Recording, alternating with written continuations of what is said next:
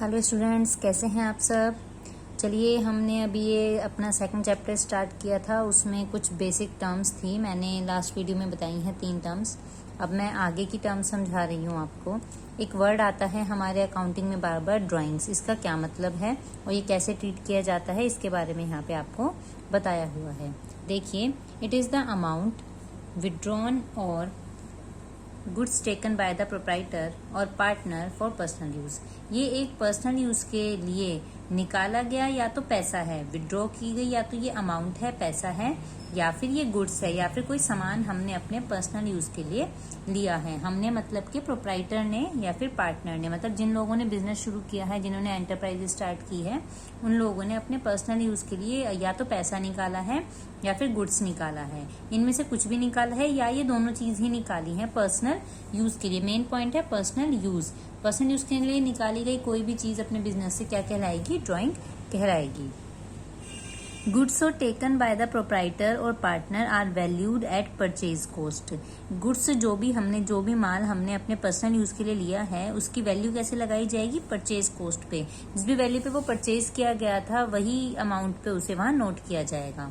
Drawing reduce the investment और capital of the owner. Drawing से क्या कम होता है? जब हम कोई ड्राइंग करते हैं या पैसा या गुड्स लेते हैं, तो उससे हमारी कैपिटल कम हो जाती है। मतलब कैपिटल में से उतना पैसा हम माइनस करके शो करते हैं अपनी बैलेंस शीट में, है ना। और ये कह रहे हैं आगे, ड्राइंग्स बाय द प्रोप्राइटर और partner is debited to drawing account. Drawing के अकाउंट में इसे डेबिट किया जाता है, ठीक है। और at the time of preparing balance sheet, और जब हम बैलेंस शीट बनाते हैं, it is deducted from the capital. इसे कैपिटल में से घटा दिया जाता है, हटा दिया जाता है, ठीक है। एज इज द केस, मतलब कि चाहे कैसा भी केस हो, अगर कैपिटल में से इसे हटा देंगे और साथ साथ ड्राइंग के अकाउंट में इसे नोट किया जाएगा, तो इसका डबल इम्पैक्ट पड़ेगा ही पड़ेगा, और हर एंट्री का डबल इम्पैक्ट हमेशा पड़ेगा। तो ये हो गई ड्राइंग आपकी। आहरण इसे हिंदी में कहा जाता है। निजी व्यय के लिए खर्चे कहे जाते हैं ये, ठीक है। अगला है liabilities. Liability means amount odd by the business. Business को जो अमाउंट किसी को देनी है, पेबल, मतलब जो कर्जा है एक तरह से, वही आपकी लायबिलिटीज है, आपके बिजनेस की लायबिलिटीज है। Liability towards the owner of the business is termed as internal liability. अगर ऑनर की कोई लायबिलिटी है तो वो तो कहलाएगी इंटरनल लायबिलिटी, क्योंकि ऑनर ने ही तो पैसा लगाया बिजनेस में। लेकिन बिजनेस और ऑनर अलग अलग होते हैं, इस वजह से ये लायबिलिटी क्या कहलाएगी? ऑनर की लायबिलिटी, मतलब कि internal liability. On the other hand, ऐसे ही दूसरी तरह से लायबिलिटी टुवर्ड्स द आउटसाइडर, जो बाहर के लोग हैं, जिन्होंने बिजनेस को शुरू नहीं किया है लेकिन फिर भी उसमें कुछ पैसा लगाया है, तो वो कहलाए जाएंगे एक्सटर्नल लायबिलिटी, ठीक है ना। ऑनर के अलावा जो भी लोग उसमें पैसा लगा रहे हैं, इन्वेस्टमेंट कर रहे हैं, तो बिजनेस की लायबिलिटीज बनती है उस इन्वेस्टमेंट को बनाए रखना, या उसके बदले में उन्हें बेनिफिट देना, या वो पैसा एक समय के बाद वापस करना, ठीक है। External liability arises because of credit transactions और लोन्स टेकन। देखिए, यहाँ पे इन्होंने बता दिया एक्सटर्नल लायबिलिटी क्या होती है। एक्सटर्नल लायबिलिटी का मतलब होता है क्रेडिट ट्रांजेक्शन, ठीक है ना। या तो आपने कोई भी ट्रांजैक्शन क्रेडिट करी है, उधार पे करी है, या आपने कोई लोन लिया है। तो जब भी कोई आप कम क्रेडिट पे करेंगे या लोन लेंगे, तो इन दोनों ही कंडीशन में वो एक्सटर्नल लायबिलिटीज हो जाएगी। बैकग्राउंड आवाज के लिए सॉरी, यहाँ पे थोड़ा बहुत शोर होता रहता है, बट आई थिंक वो इग्नोर कर सकते हैं आप, sorry for that. Examples of external liability are, example क्या है इसकी लायबिलिटीज के? Creditors, bank overdraft, long term borrowings and other liabilities. जितने भी ये बैंक ओवरड्राफ्ट है, या फिर हम लोन लेते हैं किसी से, या बैंक से लोन लेते हैं, या छोटा मोटा कोई भी क्रेडिट पे सामान लेते हैं, वो सब एक्सटर्नल लायबिलिटीज कहलाती हैं। Liability is further classified into, अब लायबिलिटी 2 तरह की हैं। किस किस तरह की? देखिए, एक है नॉन करंट लायबिलिटी, एक है current liability. Non current liability क्या होती है? नॉन करंट लायबिलिटी, करंट का मतलब होता है 12 महीने के अंदर अंदर होने वाला खर्चा, ठीक है ना। तो नॉन करंट का मतलब हुआ जो 12 महीने से ऊपर चले, मतलब 1 साल से ऊपर का खर्चा जो भी होगा, जो भी लायबिलिटीज 1 साल से ऊपर की होंगी, वो आएंगी नॉन करंट में। और करंट में वो आएंगी जो 12 महीने के अंदर अंदर या 12 महीने तक पूरी कंप्लीट हो जाएंगी। इसमें पढ़ते हैं हम इसके बारे में। Non current liability is that liability which is payable after a period for more than a year. देखिए, जब 1 साल के बाद किसी पैसे को आपको वापस करना है, ठीक है ना, किसी भी एक अकाउंटिंग पीरियड के 1 साल होने पे, उसके बाद आप अगर पैसा वापस करेंगे, आप payable after a period more than 1 year, 1 साल के बाद अगर आप पैसा वापस करेंगे तो ही वो नॉन करंट लायबिलिटी होगी। लायबिलिटी तो होगी बट वो नॉन करंट में कन्वर्ट हो जाएगी। एग्जाम्पल क्या दिया हुआ है, लॉन्ग टर्म लोन्स, जैसे आप लोन लेते हैं 2 साल के लिए, 5 साल के लिए, 10 साल के लिए, या आपके डिबेंचर्स होते हैं 5 साल के, 10 साल के, 7 साल के, शेयर्स होते हैं, तो ये सब क्या है लायबिलिटीज, ये लंबे समय के एक लायबिलिटी है, लंबे समय का दायित्व है जो हमें एक लंबे समय 1 साल के बाद पे करना है। तो ये हो गई आपकी नॉन करंट लायबिलिटीज। अब है current liabilities. Current liabilities is that liability which is payable with in, देखिए वर्ड्स पे ध्यान जरूर दें, with in 12 months from the end of accounting period. जो भी आपका अकाउंटिंग पीरियड है उसके एंड होते होते अगर 12 महीने के अंदर आपने उस पैसे को वापस कर दिया या वापस करना है आपने अभी, तो वो हो गई आपकी करंट लायबिलिटी। ठीक है, और अगर 12 महीने से ऊपर का समय लग रहा है तो है वो आपकी non current liability. Current liability का एग्जांपल में दिया हुआ है क्रेडिटर्स, 1 साल के अंदर अंदर इन्हें हम पैसा वापस कर देते हैं। बिल्स पेबल, ये भी 1 साल के अंदर अंदर खत्म हो जाते हैं। Short term loan, short term का मतलब ही है कि 1 साल के कम समय के लिए हमने लोन लिया है, 1 साल के अंदर अंदर का लोन है, 1 साल का हो या फिर आप कह दो 12 months, कुछ भी कह सकते हो, एक ही बात है।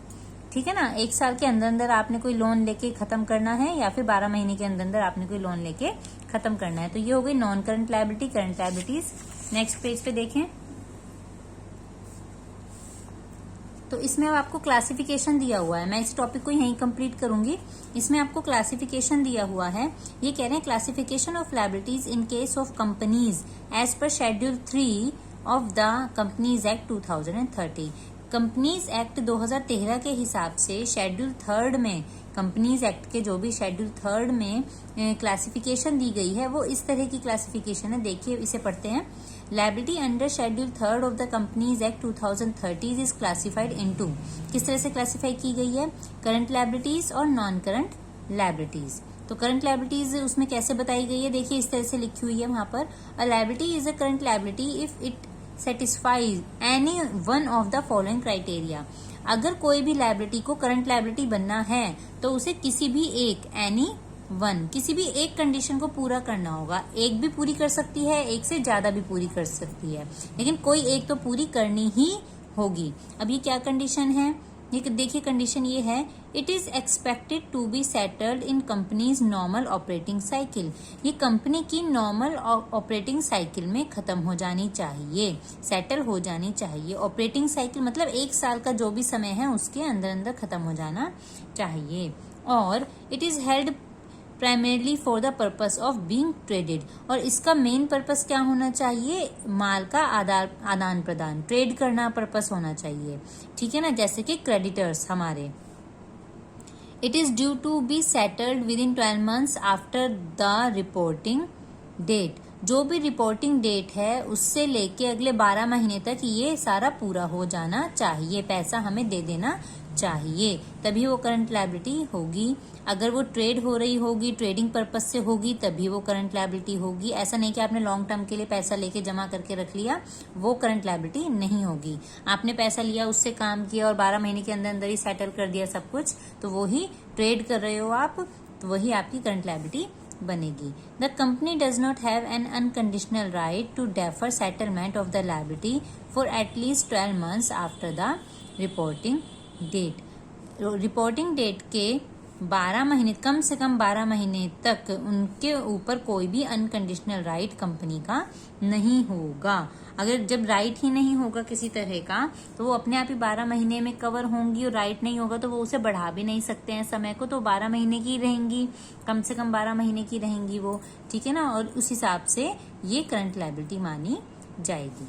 अब नॉन करंट लायबिलिटीज में क्या आता है, non current liability are those liability which are not current liabilities. जो करंट नहीं है वो नॉन करंट में आएंगी। ठीक है ना, तो ये तो सब साफ हो गया, 12 महीने से छोटी छोटी है तो current liability, otherwise non current liabilities हो जाएंगी, है ना। ऑपरेटिंग साइकिल का क्या मतलब होता है, यहाँ पर इन्होंने दिया था ना ऑपरेटिंग साइकिल होनी चाहिए, ये रहा operating cycle.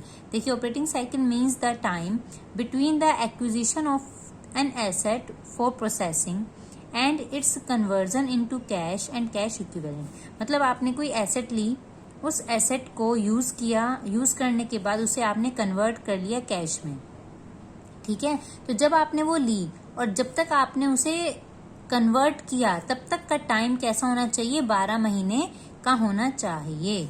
If the operating cycle can not be identified, अगर ऑपरेटिंग साइकिल का पता नहीं चल रहा है, it is taken to be a period of 12 month, तो हम मान लेते हैं वो 12 महीने की है। मान लीजिए आपने कोई एसेट ली, ठीक है ना, आपने एसेट ली अप्रैल में और आपने उसे कन्वर्ट कर दिया दिसंबर में, तो कितने महीने का टाइम हुआ, सिर्फ 9 मंथ्स का टाइम हुआ ये, ठीक है ना। जब 9 मंथ्स का टाइम हुआ इसका मतलब 12 महीने से कम का समय है, तो ये अपने आप ही ऑपरेटिंग साइकिल बन जाएगा और ऑपरेटिंग साइकिल होते ही ये करंट लायबिलिटी बन जाएगा। लेकिन अगर ये समय बताया नहीं गया आपको, बस ये बता दिया एसेट ली थी, ठीक है ना, और क्या कहते हैं हमने उसे कैश में कन्वर्ट कर लिया अकाउंटिंग पीरियड के अंदर, तो पर्टिकुलर टाइम नहीं बताया हुआ, तो आप मान लो बस 12 महीने का है, 12 महीने से ऊपर की ऑपरेटिंग साइकिल नहीं होगी, ठीक है ना। तो ऑपरेटिंग साइकिल हमेशा कैसे ली जाती है, सिर्फ और सिर्फ 12 महीने की ली जाती है, उससे ज्यादा नहीं ली जाती। बताया हुआ है तो वही लीजिए, नहीं बताया तो 12 महीने लीजिए, ठीक है ना। तो अब ये क्या कहते हैं, company account is part of syllabus for class 12th। जो कंपनी अकाउंट है जिसमें ये सारी डिटेल दी गई है वो 12th का सिलेबस है, तो आपके इसमें नहीं है, आपको सिर्फ एक छोटा सा टॉपिक दे दिया है समझाने के लिए। तो अब आई थिंक आपको क्लियर हो गया होगा कि current liability, non current liabilities क्या होती हैं, और हम वीडियो को यहीं पे कंप्लीट करेंगे। नेक्स्ट में हम और टॉपिक लेके आएंगे। ओके, तब तक के लिए बाय।